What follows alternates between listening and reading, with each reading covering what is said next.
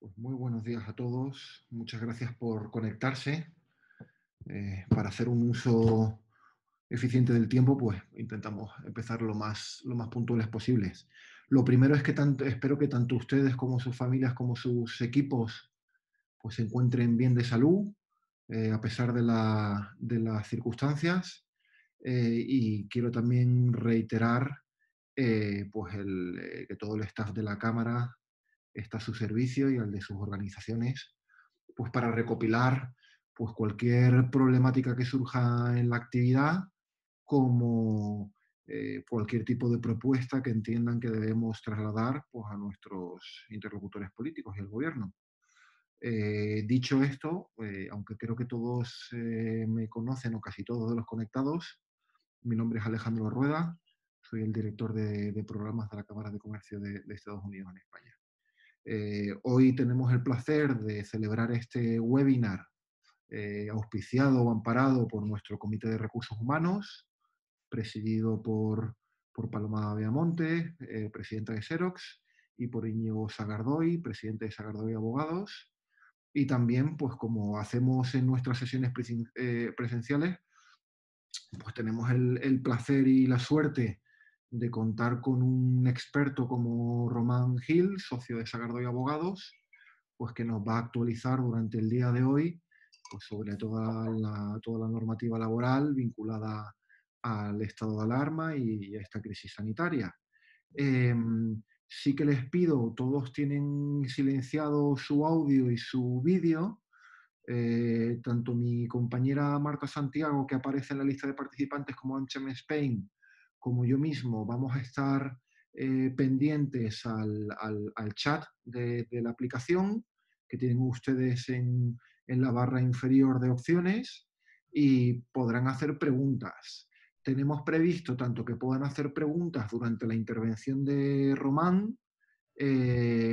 Si Román considera que la pregunta requiere una respuesta más larga, para no interrumpir el ritmo de la sesión, también tenemos un espacio de preguntas al final, de modo que pueden o bien hacer las preguntas en la parte general pública del chat, o si tienen cualquier otro comentario también me lo pueden remitir en privado. Pues nuevamente muchas gracias por su participación y le doy la palabra a Paloma Beamonte pues como presidenta del comité y como presidenta de Xerox. Muchas gracias. Muchas gracias, Alejandro. ¿Me escucháis bien? ¿Me escucháis? Sí, se oye bien. Se oye bien. Es perfecto. Estaba solo comprobando comprensión. Bueno, buenos días a todos. Muchísimas gracias por participar en esta sesión. Quiero empezar la sesión dándole las gracias a Íñigo como vicepresidente y a su firma como Sagardoy Abogados, que hoy en la figura de Román van a ilustrarnos sobre un montón de temas que estoy segura que para todos son muy interesantes. Como comentaba Alejandro, estamos en una situación de gran incertidumbre, ¿no? En una situación muy especial, una situación con una pandemia que nadie hemos vivido anteriormente. Esto ya de por sí genera incertidumbre y bueno, pues los distintos países han regulado una serie de posibilidades que tenemos al alcance las empresas para gestionar esta situación. Pero realmente también, como toda esta normativa es nueva, pues también el hecho de enfrentarnos a esta nueva normativa genera de por sí incertidumbre. Hoy estamos muchas empresas aquí juntas, algunas multinacionales, otras nacionales. Pues bueno, yo creo que ambas dos, cada una con nuestra especial idiosincrasia, tenemos este grado de incertidumbre. Las multinacionales recibimos mucha dirección de la corporación y tenemos que implantarlo en España cumpliendo con todo este marco nuevo regulatorio, y las empresas nacionales no reciben esa dirección y tienen que buscar ellos mismos la dirección idónea, ¿no? Lo cual también genera mucha complejidad, aunque distinta que la del primer caso. Entonces, bueno, por eso hemos considerado que la Cámara podía dar valor añadido organizando este seminario pues para compartir, lo primero, compartir los consejos, ¿no? Y la dirección de un bufete tan especializado como Sagardoy, y luego, por otro lado, compartir entre nosotros, como decía Alejandro, en la medida que la agenda lo permita, pues experiencias o dudas, opiniones, comentarios. Bueno, pues realmente es un placer para mí el poder celebrar como AmCham este seminario. Íñigo, bueno, pues darte las gracias y cederte la palabra para introducir la sesión. Bueno, pues muy buenos días a todos. Nada, en primer lugar, igual que Paloma, agradecer a la AmCham, a Alejandro especialmente y a Marta, que nos está ayudando en la parte técnica en la organización de este webinar, seminario. Ojalá nos podamos ver pronto todos de nuevo y bueno, esperamos que os sea útil, ¿no? ¿Qué pretendíamos con este webinar? Pues de hacer una pequeña incursión de forma general, no muy técnica, porque no se trata de eso, sobre más bien las prácticas que están realizando las empresas a raíz de la nueva normativa laboral que se ha ido dictando por el gobierno. Y luego un poco hacer una pequeña perspectiva de futuro de lo que puede acontecer, bueno, a raíz también del momento post-coronavirus, ¿no? La verdad es que, bueno, efectivamente son situaciones en las que estamos viviendo muy atípicas y esto en el ámbito laboral, pues tristemente está golpeando de forma muy fuerte y, y lo que nos tememos es que, bueno, pues esta situación se va a prolongar mucho en el tiempo. Entonces sí que es cierto que se han ido dictando normas que luego Román comentará, sobre todo la incidencia práctica que está teniendo esas normas, pero lo que estamos viendo es que este es el comienzo de un nuevo recorrido legal, de una nueva normativa legal que no teníamos, normativa laboral, perdón, que no teníamos previsto cuando se inició esta legislatura, porque pensábamos que se iban a dictar una serie de normas y modificaciones de la legislación laboral en un sentido quizá muy distinto al que nos estamos asistiendo, ¿no?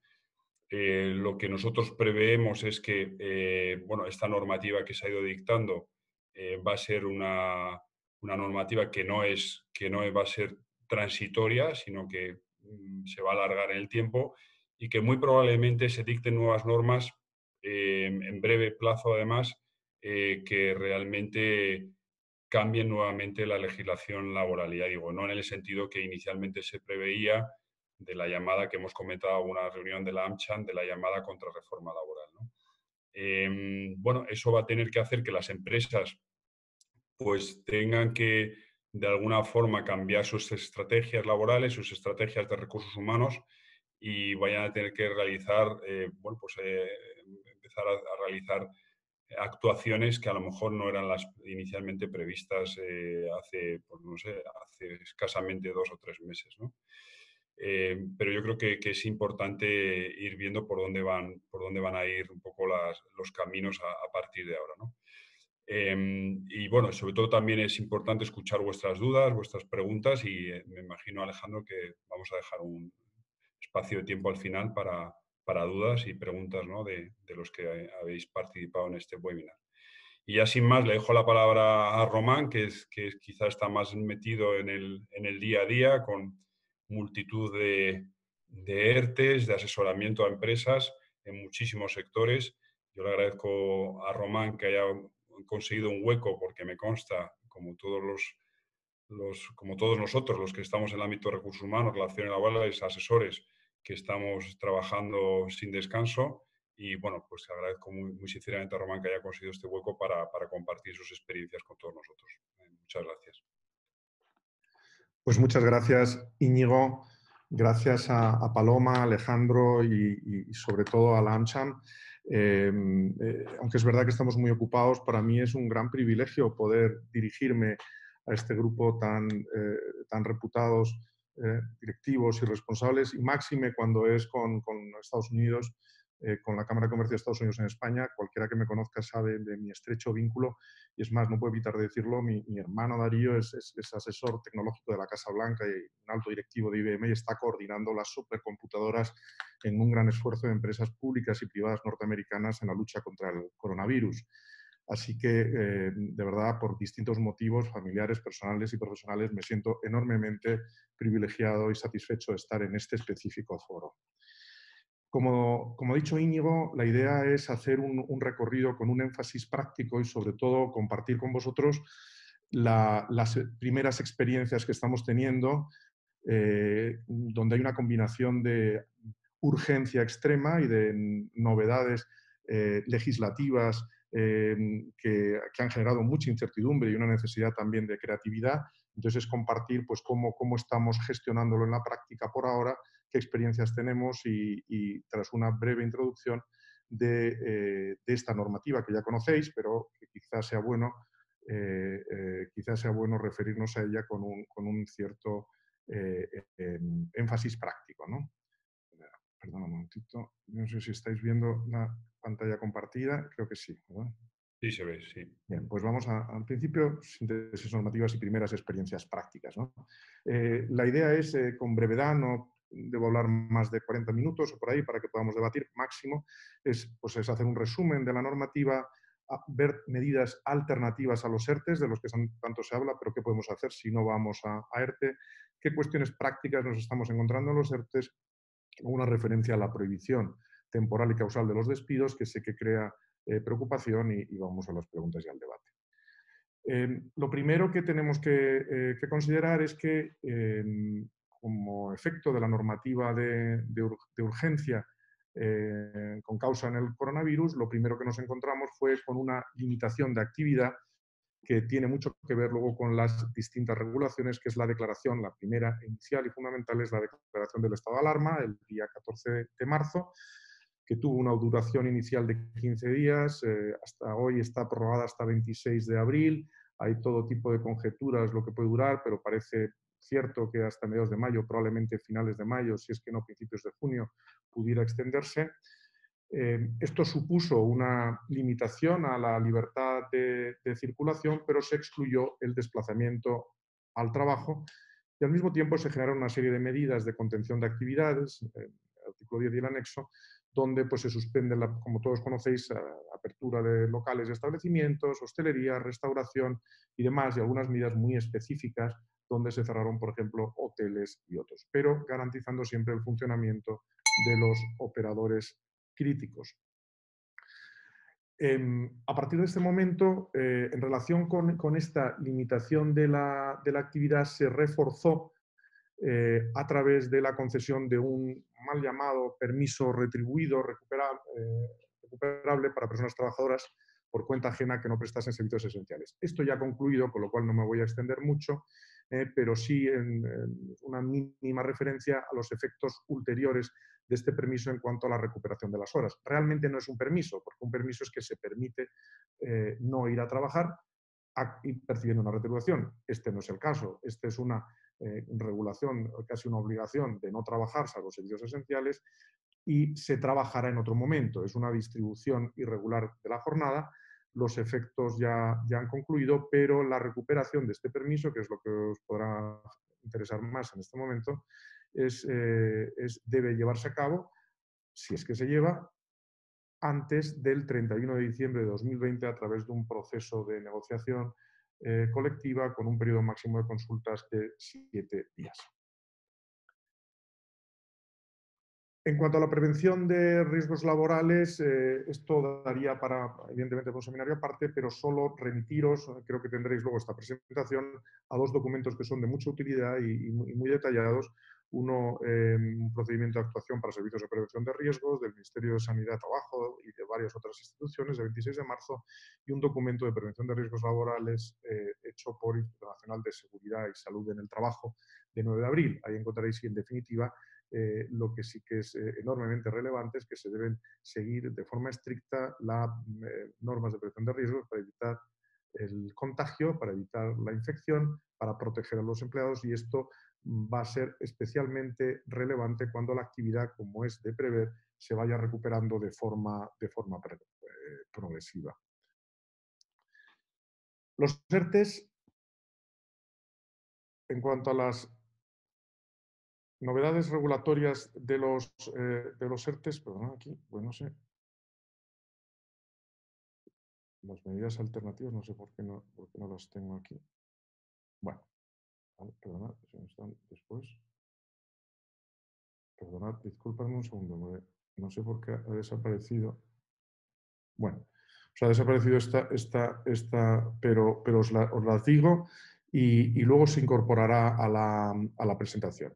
Se están considerando medidas alternativas a los ERTEs, algunas empresas que por distintas razones pues no quieren llevar a cabo estos procesos productivos. Las medidas, la primera que las empresas consideraron y que aún siguen consultando sobre ellas son las vacaciones. Como sabréis, las vacaciones no se pueden imponer de forma unilateral a los trabajadores, sino que deben o bien pactarse individualmente o en todo caso respetar las normas del convenio colectivo. Sin embargo, en algunos supuestos se están llegando a acuerdos o bien colectivos o bien individuales en virtud de los cuales los trabajadores consumen parte de las vacaciones a cambio de no llevar a cabo ERTEs. Un pacto habitual sería, por ejemplo, por hablar de uno reciente, pues que un día por semana o 2 días por semana durante un periodo pues de 4, 6, 8 semanas se vayan consumiendo estas vacaciones. Esto tiene la ventaja de que el trabajador no va al desempleo, mantiene su cotización y retribución ordinaria e íntegra, incluyendo las vacaciones que por supuesto se pagan como tales y van a cargo, eso sí, de las vacaciones pendientes, pero también hay una consideración general, amplia, sobre la dificultad que va a haber de poder disfrutar íntegramente las vacaciones en un año tan excepcional como este, cuando se vaya recuperando la actividad. Otra de las posibilidades que han considerado, están considerando varios de nuestros clientes y aplicando incluso es la distribución irregular de la jornada, regulada en el Estatuto de los Trabajadores, en los cuales la empresa pues, tiene la posibilidad, como mínimo, de aplicar un 10% de distribución irregular, si es que no más, conforme a lo que regula la negociación colectiva, que hasta ahora se ha aplicado relativamente poco, pero que ahora es una herramienta donde permite que la empresa, de forma unilateral, más allá de la comunicación que pueda hacer a la representación legal de los trabajadores, pero sin necesidad de negociarlo, pueda distribuir irregularmente para adaptarse a las necesidades productivas tan específicas de esta situación. Otra posibilidad un poco más arriesgada, pero que también una empresa, precisamente una empresa norteamericana, vi aplicarlo ayer y se está considerando en algunas otras, es una reducción voluntaria de jornada y salario. Por ejemplo, aquí tengo una comunicación que hace una empresa en la que a nivel EMEA le ofrece a los empleados 3 opciones. Opción 1, reducción de jornada en un 20% con una reducción salarial del 15%. Opción 2, una reducción salarial del 5%. Y esto es muy interesante. Opción 3, elijo no participar. Es decir, esto no es una modificación colectiva de condiciones, esto no es una imposición, sino que es una llamada a la adhesión individual. Por supuesto, este tipo de comunicación, y en este caso estamos teniendo ya el problema y los sindicatos ya se han dirigido a nosotros, cuando hay representación legal existe el riesgo de que la no negociación con ellos se entienda que es una infracción de la libertad sindical, el derecho a la negociación colectiva, y que si se impugna se corre el riesgo de que se pueda declarar nulo por lo que se llama una adhesión masiva a acuerdos individuales pasando por encima de la representación de los trabajadores. Sin embargo, en este caso lo que se insiste es en la voluntariedad absoluta. Hay del eje Ferenda, y sé que Íñigo Sagardoy publicó el otro día un artículo muy interesante en Expansión, pues sería deseable buscar o facilitar medidas de polivalencia o medidas que flexibilicen, en todo caso, una adaptación a circunstancias novedosas y muy impredecibles a día de hoy. En cuanto a las novedades regulatorias de los ERTEs, que es la medida reina, o la medida que no solo en España, sino en otros países de la Unión Europea, escuchaba ayer en una entrevista en el Financial Times al presidente Macron, hablando de los ERTEs, me pareció muy curioso porque los califica de socialización pública de los salarios. Y en el fondo es que es algo así, porque lo que hace es que se sustituye el pago de los salarios, en vez de hacerlos las empresas en todos los ERTEs, pues quien los hace es el Estado. Como hablamos de desempleo, parece que el desempleo es algo diferente de lo que realmente es, que es el pago por el Estado, por instituciones públicas, de la retribución salarial. Y eso es de facto, en una descripción muy precisa, lo que está acaeciendo, ¿no? Aunque así explicado suena un tanto hasta escandaloso, pero así es. Y el propio Macron decía que eso es en contra de todas las teorías, de todo lo que se ha sostenido hasta antes de ayer, misma excepción que se ha hecho por supuesto, a las limitaciones presupuestarias y otras muchas reglas propias de una economía más o menos liberal, que no ha habido más remedio que llevarlas a cabo para evitar un hundimiento del sistema con un peligro inmenso, ¿no? Los ERTEs se ha llevado a cabo una novedosa regulación y, como sabéis, pueden ser tanto ERTEs de fuerza mayor como ERTEs por causas objetivas.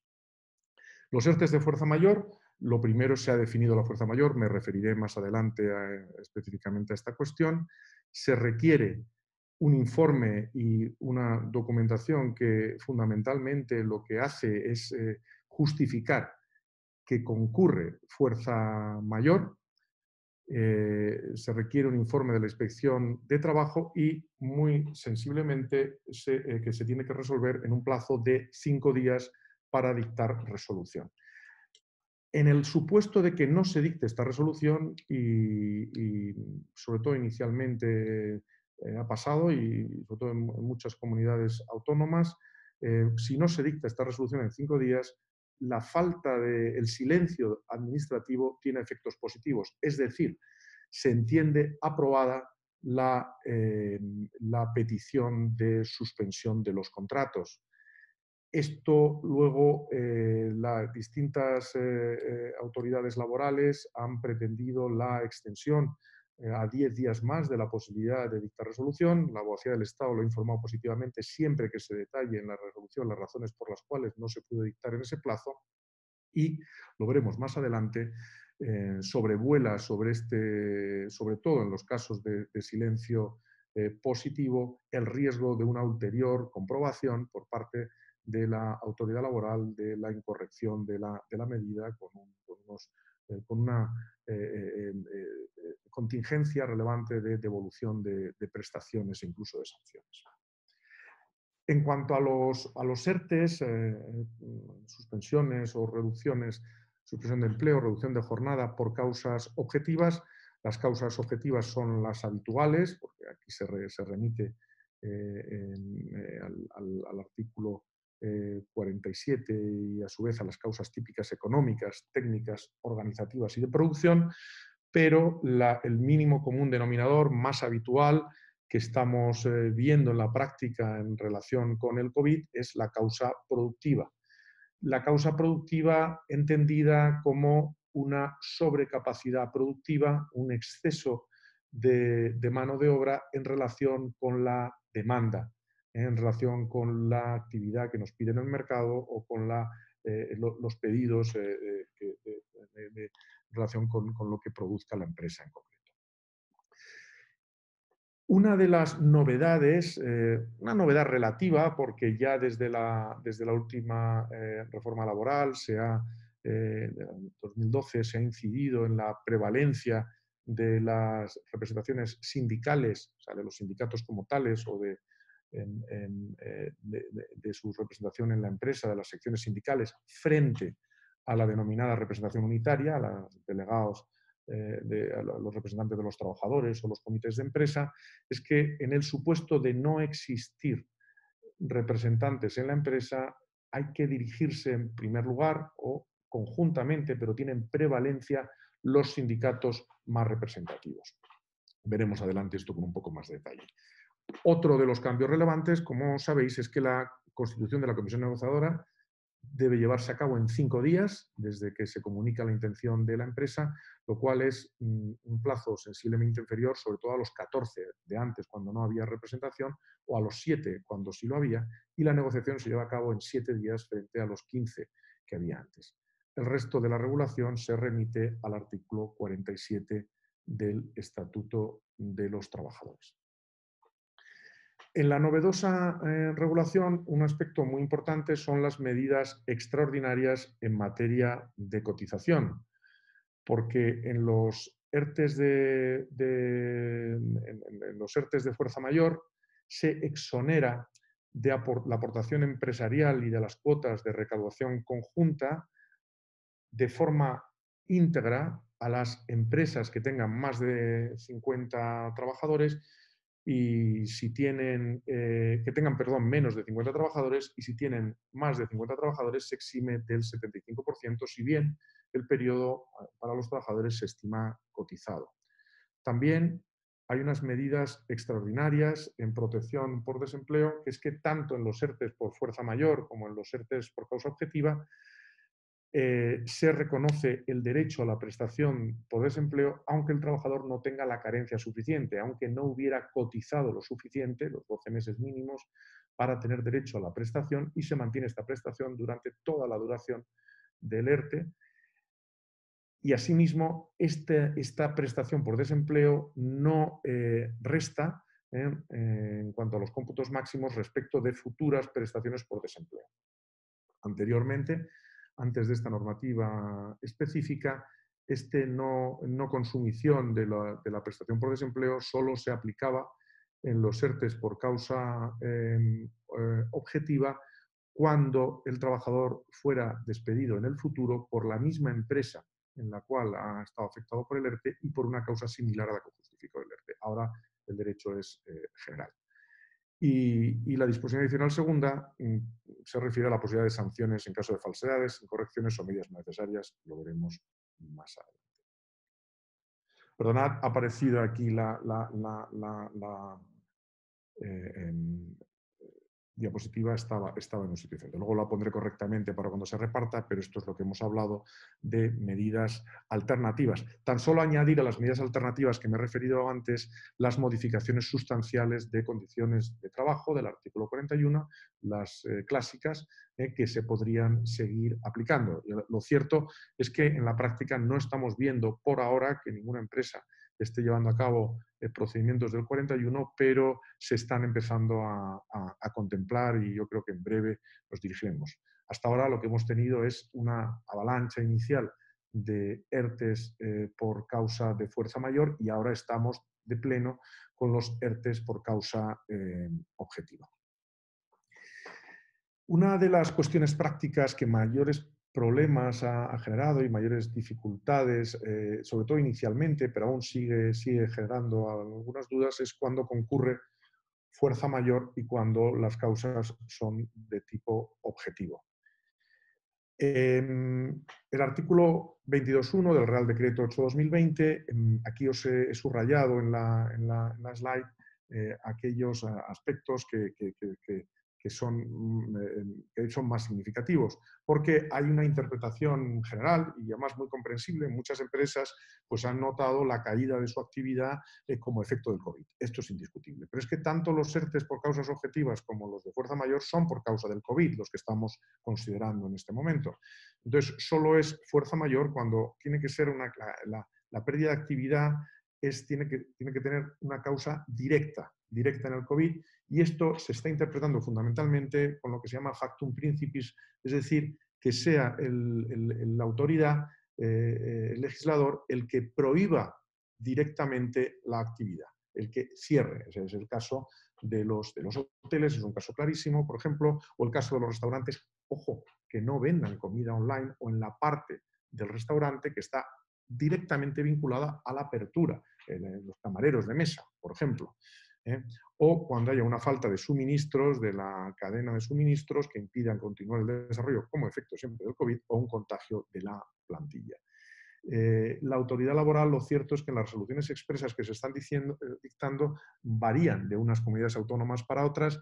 Madrid últimamente está adoptando medidas restrictivas en ciertos sectores. Ha puesto, al parecer, por lo que tenemos un conocimiento bastante informado, pues ha clasificado los sectores, los que entiende en general que son susceptibles de estar afectados por fuerza mayor y los que no, y no entran mucho los distingos, ni tienen recursos, ni tienen capacidad. Lo que están haciendo es desestimar aquellos sectores que considera que no están sujetos a fuerza mayor, por ejemplo, el mío, el nuestro, el desarrollo jurídico, ¿no? Y esos los desestima todos, por más que sin entrar en mucho detalle. Y al revés, otros que se consideran afectados directamente, pues los estima de forma sistemática.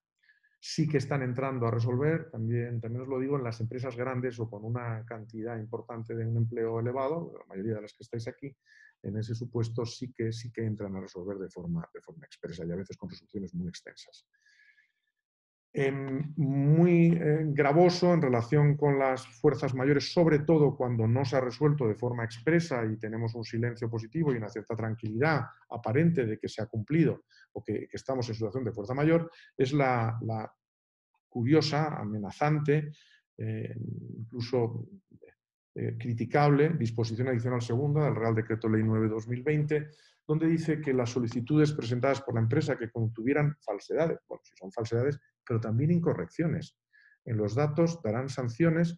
Dice que será sancionable igualmente la conducta de la empresa que consista en solicitar medidas en relación al empleo que no resultaran necesarias. ¿Que va a juzgar quién? La autoridad laboral, suponemos. O no tuvieran conexión suficiente con la causa.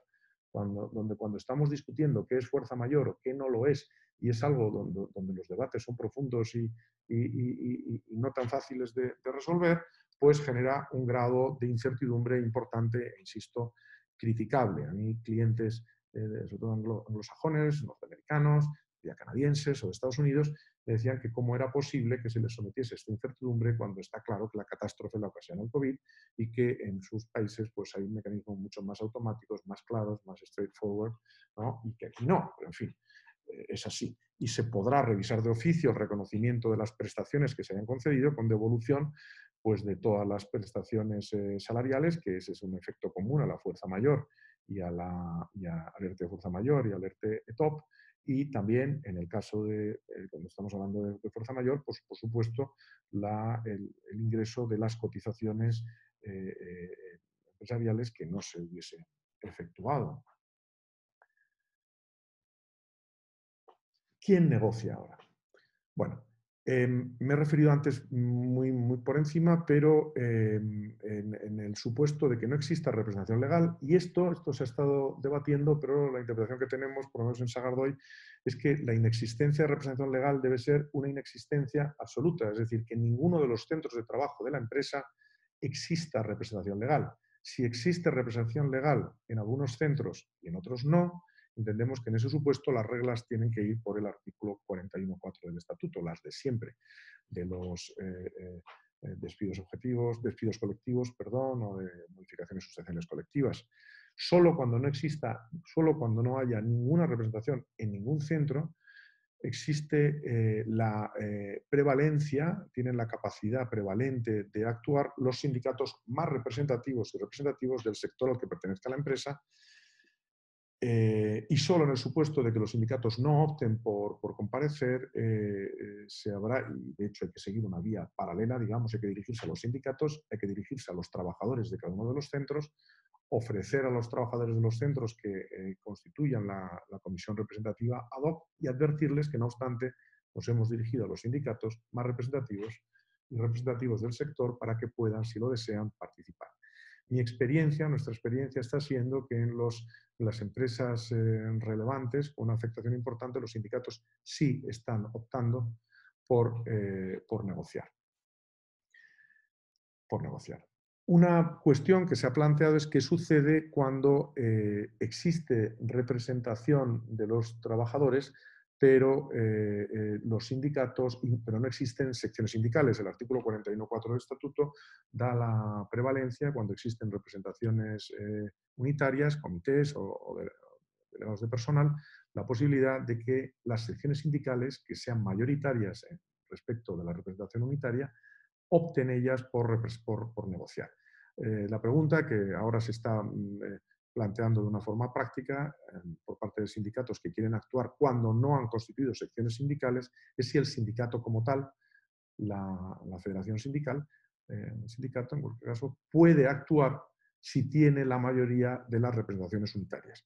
Mi opinión es que sí que puede, porque las secciones sindicales no son más que la representación del sindicato en la empresa y por lo tanto quien puede lo más puede lo menos, ¿no? Y si el sindicato puede hacer, las secciones sindicales que representan al sindicato pueden actuar, cuanto más no podrá el sindicato en sí. Y de hecho en la práctica, lo he visto en negociación de convenios colectivos, cuando el sindicato hace uso de esa prerrogativa, la autoridad laboral lo acepta y los convenios, por ejemplo, se registran.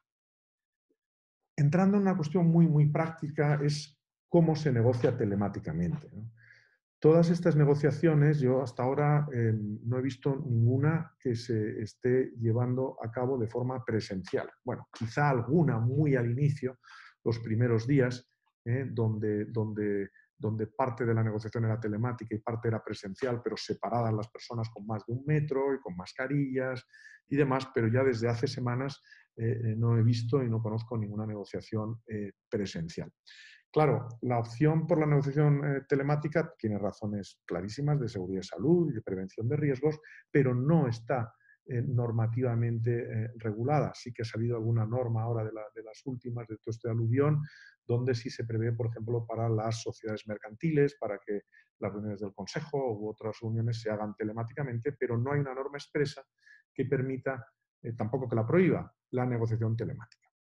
Por ello, lo primero es que es muy aconsejable pactar con los representantes la conformidad con el método telemático.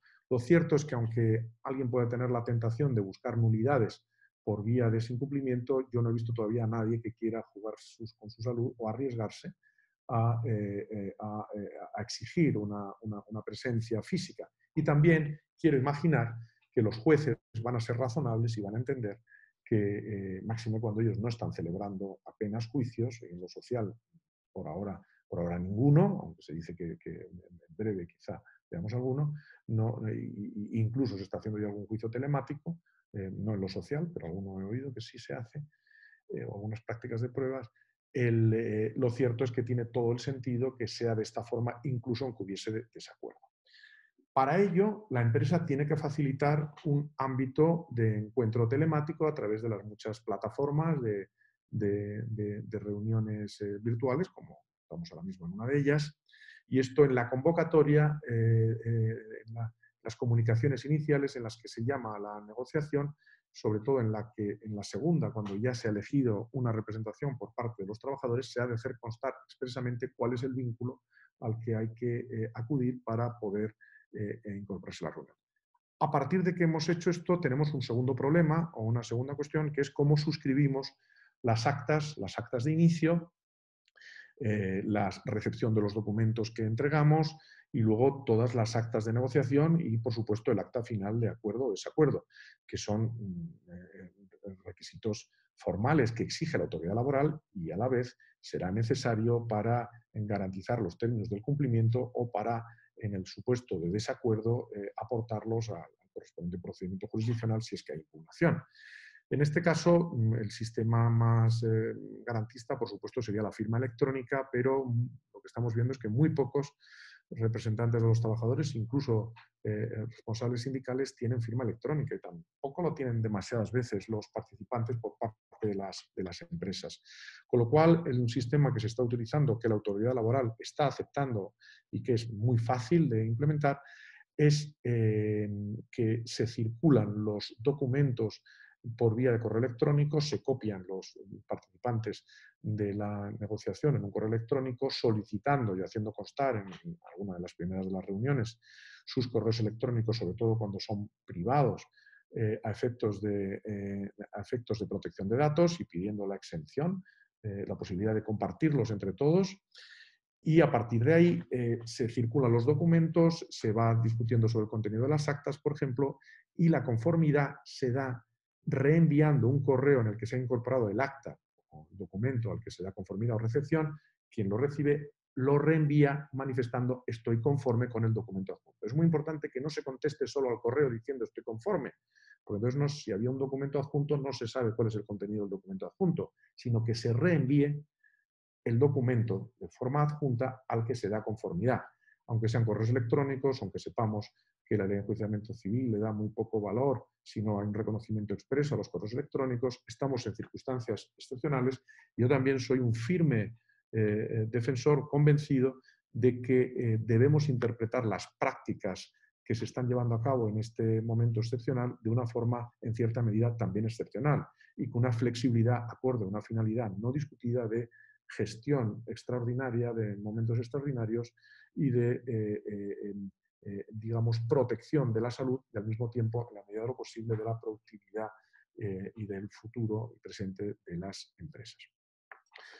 En cuanto a la visualización mediante cámaras, en mi experiencia es positivo que existan cámaras, que las personas se puedan ver a través de sus gestos, a veces su expresividad. Yo creo que resulta más útil y más operativo. La grabación de las reuniones solo se puede llevar a cabo, como es natural, si hay un permiso expreso. Yo no lo recomiendo, porque si las reuniones se graban se pierde una cierta expresividad y cierta sinceridad, si puedo decir así. Es más, deben estar protegidas con confidencialidad el contenido de las reuniones a salvo de las actas. Y la dinámica, yo lo que estoy viendo, y es que pasamos muchas horas, tantas o más horas en las reuniones que en las presenciales, y que se siguen manteniendo reuniones separadas. Esto es muy importante. Aquí la recomendación práctica pues, sería mantener una línea de comunicación adicional al ámbito en el que se mantienen estas reuniones conjuntas, tanto a través del mismo mecanismo como a través de una convocatoria en otra plataforma de los distintos negociadores de una parte social y de la otra parte. Incluso es práctico, y lo estamos haciendo, pues mantener líneas de comunicación a través de los teléfonos móviles, pues de Telegram o de WhatsApp o de cualquier otro, según que den garantías, según las exigencias técnicas y de seguridad de cada uno de los despachos, para que los negociadores, cada parte de los negociadores, puedan estar comunicándose entre sí, como hacemos en las reuniones reales, de forma discreta, mientras se está llevando esa reunión conjunta. ¿Qué tipos de acuerdos se están alcanzando? Bueno, en la fuerza mayor no son acuerdos y, por lo tanto, evidentemente no es exigible el acuerdo, ni es exigible complementar en medida alguna, ni es exigible nada más que lo que nos exige la normativa frente a la autoridad laboral. Justificar la fuerza mayor, pedirla y que nos la conceda. Sin embargo, parece claro que incluso en los supuestos de fuerza mayor, si la empresa lo desea, puede complementarlos. Y también me consta que en algunos supuestos, a pesar de que se está aplicando una fuerza mayor, que la empresa puede hacer unilateralmente, se está manteniendo una comunicación con la representación de los trabajadores, en algunos supuestos, y una, digamos, gestión a través de comisiones de seguimiento en cierta medida compartida. En cuanto a los ERTEs, llamo aquí ETOP, causas económicas, técnicas, organizativas o productivas, lo que se negocia es, en primer lugar, el ámbito de afectación y los criterios. Típicamente los trabajadores quieren saber o quieren a veces reducir el ámbito de la afectación y conocer bien los criterios y negociar los criterios de afectación. Y típicamente pedir la protección de ciertos colectivos. Pues, habitualmente discapacitados o cuando los dos miembros de la pareja están afectados por ERTES en la misma empresa o en empresas diferentes, o en el supuesto de familias monoparentales, o también en supuesto de violencia de género. Esos son los colectivos protegidos más habituales. El complemento también cabe, y es muy habitual en estas negociaciones, que se pacte un complemento a la prestación por desempleo que debe tener, entendemos, naturaleza indemnizatoria y que por lo tanto no se cotiza. Además, es mejor que sea así para evitar algún riesgo en alguna sentencia minoritaria que ha habido en los que se ha cuestionado la prestación por desempleo cuando hay un complemento al 100% y ese complemento tiene naturaleza retributiva o salarial, ¿no? Que no debe ser el caso. Los pactos son o bien fijos o porcentuales. Con esto quiero decir, se pacta una cantidad tanto alzado, 100 euros al mes, 125, 150, los que sean. Esto un socio de mi despacho sostiene que es la forma más segura para evitar una miríada de pleitos, o, y es también muy habitual, pactar un porcentaje, una garantía de un porcentaje de la retribución del trabajador. Un pacto típico es que se pacte un porcentaje de la diferencia entre la última retribución fija neta del trabajador y la retribución bruta que va a percibir del desempleo. ¿Por qué esta diferenciación entre neto percibido y bruto percibido del desempleo? Esto puede tener relevancia porque el trabajador puede pedirle al desempleo que le haga una retención mayor de la que automáticamente corresponde, que es muy baja la automática, pero puede pedir una retención mayor, con lo cual podría dar lugar a un incremento de costes relevantes. También se debate y mucho sobre si se devengan o no se devengan vacaciones durante la suspensión. En defecto de pacto, la regla es que no se devengan vacaciones, y lo mismo con las pagas extraordinarias. Se devengan o no se devengan pagas extraordinarias durante la situación de suspensión. Nuevamente, en defecto de pacto, no se devengan. Una solución intermedia, por ejemplo, que he visto en alguna empresa, es que el complemento se efectúe sobre el salario último, salario fijo, pero incluyendo la prorrata de pagas extras. También, ante el riesgo que parece más real del retraso en el pago de la prestación por desempleo por parte del SEPE, se pacta frecuentemente el anticipo del pago de esa cantidad por parte de las empresas, y también se conviene su devolución, pues contra las siguientes pagas extras o contra incluso el propio pago del SEPE cuando se produzca. El cómputo de antigüedad también es un elemento que se suele negociar. Se computa o se computará o no se computará esta antigüedad a cualquier efecto futuro respecto de los trabajadores afectados por la suspensión. Permanencia o no de los beneficios sociales, cuáles se mantienen o cuáles no durante la situación, si es que se mantienen. Los sindicatos, representación de los trabajadores, típicamente suelen exigir que no se lleven a cabo horas extras durante la suspensión, que no se lleven a cabo nuevas contrataciones, que no se subcontrate y que no se lleve a cabo, más contrataciones con ETTs que los que ya existiesen antes de la situación por ERTE-TOP. También es objeto de mucho debate si los fijos discontinuos deben ser afectados o no, incorporarse o no al ERTE. Mi opinión es que no. Mi opinión es que los fijos discontinuos, a diferencia del fijo a tiempo parcial, no tiene una expectativa cierta de ser llamado, sino solo si es necesaria esa llamada. Y de hecho cabe que, según las necesidades de las empresas, de la actividad, se llame a unos sí y a otros no, más o menos, y hay las listas que conocéis. Bueno, en este supuesto yo creo que hay razones muy claras por las cuales, si no es necesaria su actividad, pues no deben ser incorporados al ERTE. El desempleo, por otra parte, el SEPE ha diseñado un sistema por el cual los fijos discontinuos que no son llamados pueden acudir directamente a la prestación por desempleo. Y en este supuesto, lo que aún no tenemos total claridad, pero parece que la empresa debe comunicar al SEPE que no voy a llamar a mis fijos discontinuos habituales este año por causa del ERTE. Por lo tanto, tengan derecho a la prestación por desempleo específica.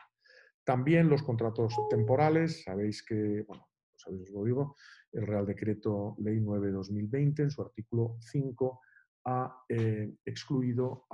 suspendido el cómputo temporal de los contratos temporales.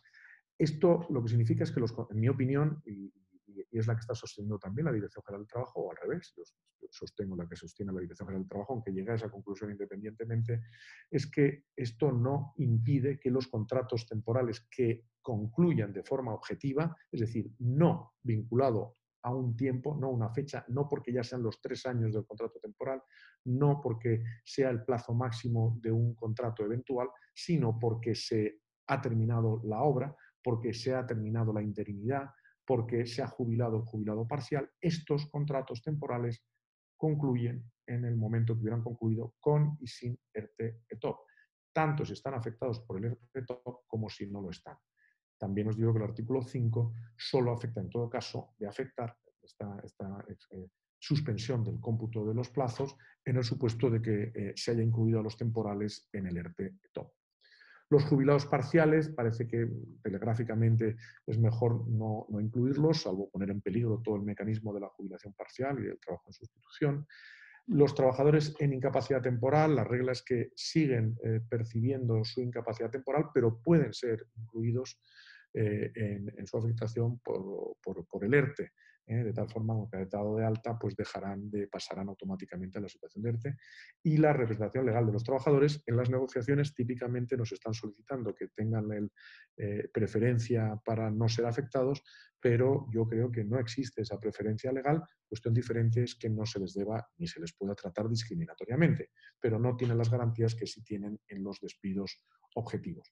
También la comisión de seguimiento aquí tiene una importancia grande porque estamos considerando situaciones con mucha incertidumbre de futuro y unas necesidades importantes de ir ajustando la aplicación del ERTE a la recuperación progresiva y parcial de la actividad que es previsible.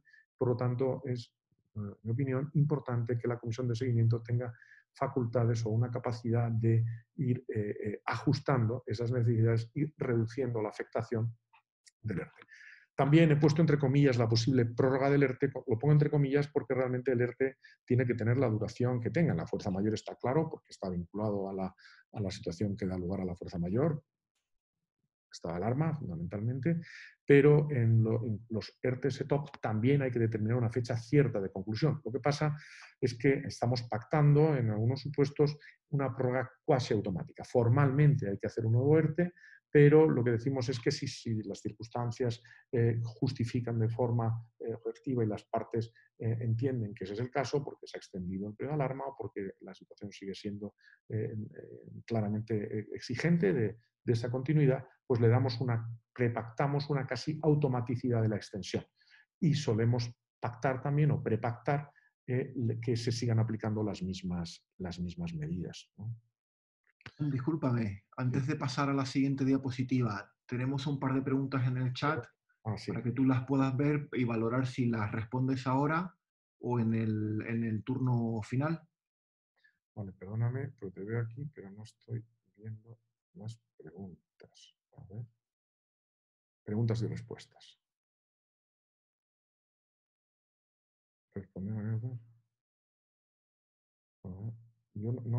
Perdóname, no sé si estoy viendo. Román, ya te las digo yo si quieres. Perdóname, es que no las veo aquí abajo. No, yo te las digo yo. Una pregunta que pregunto. Perdóname, es que es que como estoy yo, al estar compartiendo, no estoy viendo abajo. No, yo te las hago, Román, te las resumo yo, que yo las estoy viendo. Una pregunta que es sobre la documentación, si se ha simplificado o no con la nueva regulación de los ERTES por causas económicas y productivas, no los de fuerza mayor, si se ha simplificado la documentación a presentar.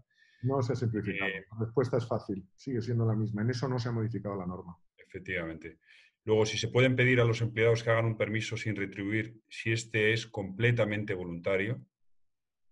Un permiso sin retribuir completamente voluntario. Yo entiendo que sí, pero con el riesgo que hemos visto antes. Si esto se hace de forma, digamos, colectiva, si se le pide a todos los trabajadores y hay representación legal, cabría que se impugnase como una vulneración de las obligaciones de negociación colectiva o de libertad sindical incluso. Efectivamente. Y bueno, es un ofrecimiento voluntario, ¿no? Y efectivamente, cuidado con los derechos de negociación colectiva. Lo que pasa es que, Íñigo, ya sabes que estas adhesiones masivas que llama la jurisprudencia, es decir, si es voluntario, pero se le hace decir, bien, pero pase usted por la presión de los trabajadores. Yo me querría inclinar a decir que sí se puede, ¿eh? pero me temo que esto tiene algún riesgo en los tribunales. Totalmente. Y luego otra pregunta, ¿qué opina de incluir en el ERTE a las personas con reducción de jornada? Que ya están, me imagino, con reducción de jornada concedida por guarda legal o por conciliación de la vida. Se puede, y esto tiene además, se puede, y además estas personas no sufren ningún perjuicio porque hay una modificación recién, bueno, un par de años, de la Ley General de la Seguridad Social, en la que tiene un par de años la modificación, en la que se prevé expresamente que las personas en reducción de jornada afectadas por un ERTE perciban la prestación del desempleo con el 100% de su base reguladora, como si no tuvieran reducción de jornada. Por Y lo eso, tanto, igual que con los seres, que no tienen sufren, esos objetivos para la incorporación, no igual, no sufren un perjuicio. En la práctica, esta es una cuestión que he visto debatirse en los procesos en que he intervenido y se les está incluyendo. Una vez aclarada esta regulación de la seguridad social, que me llamó la atención, pues sindicatos importantes no la conocían. Algunos negociadores, pero federales, no conocían esa normativa. Vale, pues ya no hay más preguntas. Yo creo que puedes continuar, Román.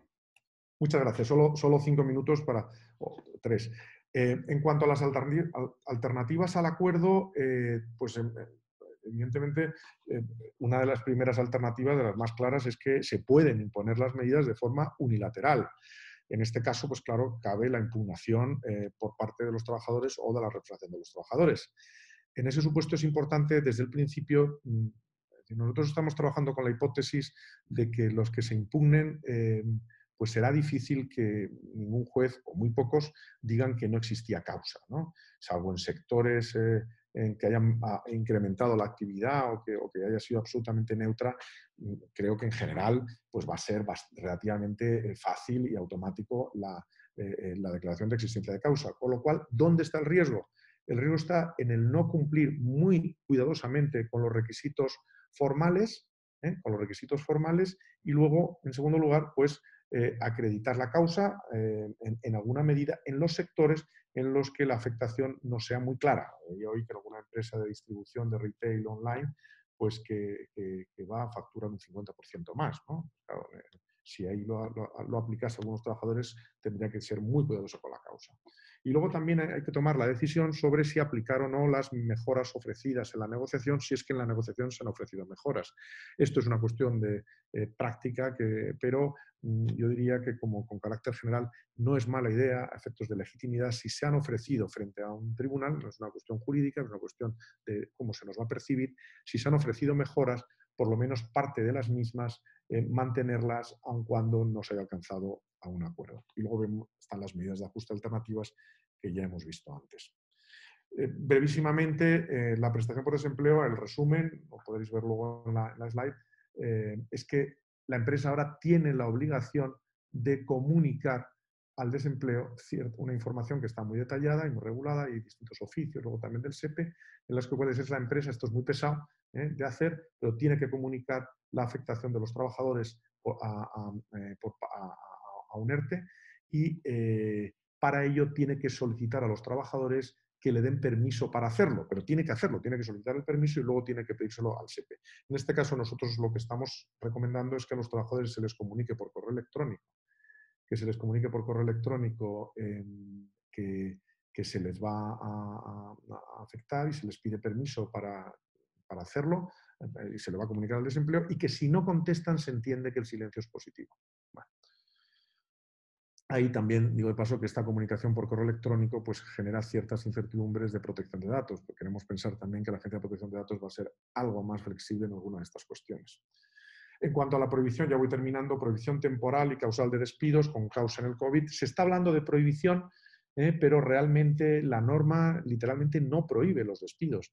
Lo que dice es que la fuerza mayor y las causas top, las causas objetivas, dice no se podrán entender como justificativas de la extinción del contrato de trabajo ni del despido. Con lo cual lo que nos encontramos es que la norma lo que dice es que eso no justifica un despido y qué efectos, y esto, primero, esto limitado en el tiempo. La vigencia, disposición final tercera del Real Decreto 9/2020, es durante el estado de alarma decretado por el Real Decreto. Es decir, durante el estado de alarma, los despidos con causa en el COVID no se entenderán justificados. ¿Qué significa que el despido no sea justificado? A mi entender, y yo creo que la mayoría de la doctrina, de los operadores jurídicos, es que esto nos lleva a una declaración de no conformidad a derecho o, en general, la improcedencia, salvo que haya una causa de protección objetiva o de algún tipo que lleve en algún supuesto concreto a la nulidad, pero el efecto general debe ser la improcedencia. Sin embargo, hay un debate, hay un debate abierto donde fin, juristas relevantes, están sosteniendo que lo que procede es la nulidad. Yo no lo veo en la normativa, en ninguna normativa clara, no lo veo en las cláusulas de nulidad, no lo veo en la norma específica, no lo dice, no lo prevé. Sin embargo, pues hemos de saber que, insisto, juristas muy relevantes lo están sosteniendo y algunos jueces pues siguen a estos juristas, por decirlo. En cuanto al compromiso de mantenimiento de empleo de la disposición final sexta, esto es una relación que para los beneficios que hemos visto antes, en principio parece que son los de fuerza mayor, aunque hay cierto debate, pero parece que son los de fuerza mayor, es decir, la exención de cotización, la empresa durante 6 meses tiene que mantener el empleo. No se ha detallado qué significa ese mantenimiento de empleo. Parece ser que es mantener el empleo en relación con los trabajadores afectados por el ERTE, y no mantenerlo más allá de lo que era el mantenimiento vegetativo, lo que fuesen las extinciones habituales, pero ahí tampoco podemos dar mucha más visibilidad porque estamos en la incertidumbre. Y con esto, dentro del tiempo, no sé si tenemos unos minutos para poder debatir o ver algunas preguntas. Y muchas gracias a todos por la extensión. Disculpadme un poco que sea a uña de caballo, pero he intentado haceros un resumen lo más comprensivo posible. Luego modificaré la presentación para poner la slide esta que se me ha movido sitio correctamente y corregir alguna cosa más para que podáis disponer de ella, y quedo a vuestra entera disposición. Román, muchas gracias por tu intervención. Sí que podemos gestionar unos minutos para preguntas si las hubiera.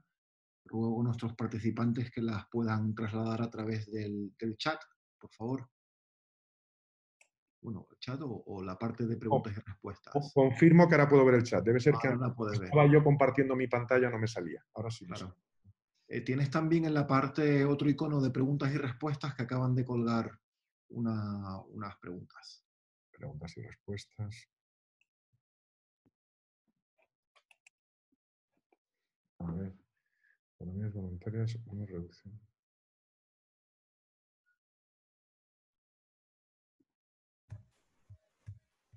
Perdonad, estas preguntas que salen en preguntas y respuestas no las escuchan todos, o sea, perdón, no las pueden leer todos, así que sería ideal si las podéis leer. Sí, estoy leyendo una pregunta muy interesante y además que efectivamente es algo problemático y que se está dando en la práctica, que es si se produce una reducción voluntaria de jornada y salario en una empresa con 1.900 personas, con 14 centros de trabajo, solo en uno hay representación legal, haciendo algo parecido al ejemplo que he comentado de la empresa norteamericana, poniendo alternativas de reducción y en el punto tercero elijo no participar, si creo que esto apoya la voluntariedad para no tener problema a futuro por no pasar por el procedimiento del 41.4. En mi opinión, sí, porque precisamente una modificación sustancial tiene que estar en la esencia que se pueda imponer, aunque se imponga unilateralmente. Si hay un acuerdo, ya, aunque sea modificación sustancial, pero ya no es impugnable, porque es una modificación acordada. Yo creo que sí. A mí en ese supuesto el problema estaría tal vez en el centro en el que exista representación de los trabajadores. Pero en los demás yo creo que eso es muy defendible. Pero hay cierto debate. No obstante, al no existir representación de los trabajadores en los centros, como mucho, claro, el riesgo estará respecto a los trabajadores que lo impugnen, pero me parece difícil de entender cómo se va a impugnar algo que se ha firmado voluntariamente. En el caso de hacerlo, pero bueno, en fin, yo creo que sí, pero y con un riesgo relativamente bajo, pero no inexistente, diría.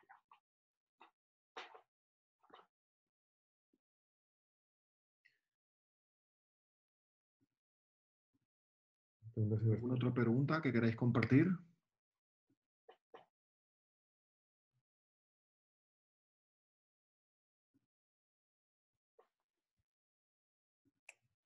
Yo simplemente añadir, mientras haya una pregunta más, parece ser que se están, encima de la mesa algunos planes por parte del gobierno, del ministerio, en determinados sectores de posibles prórrogas de los ERTEs por fuerza mayor ya realizados, es decir, que pasado ya el estado de alarma, previsiblemente el 26 de abril, aunque todo indica que va a ser un poquito más a largo plazo, que se prorrogaran de alguna forma con algún procedimiento específico, me imagino que no será una prórroga automática, los ERTEs de fuerza mayor ya aprobados, ¿no?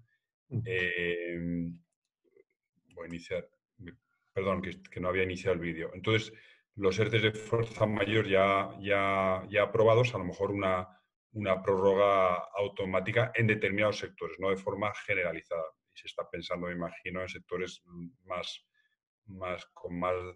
dañados, como son hostelería, restauración, etcétera, ¿no? Eso es un punto que, bueno, que yo creo que probablemente en el corto plazo veamos si eso ocurre o no, pero es importante porque a efectos de estrategias futuras de realizar ERTEs por causas objetivas que mencionaba Román, bueno, a lo mejor convendría un poco esperar a ver qué sucede con los ERTEs aprobados de fuerza mayor en determinados sectores. Eso por un lado.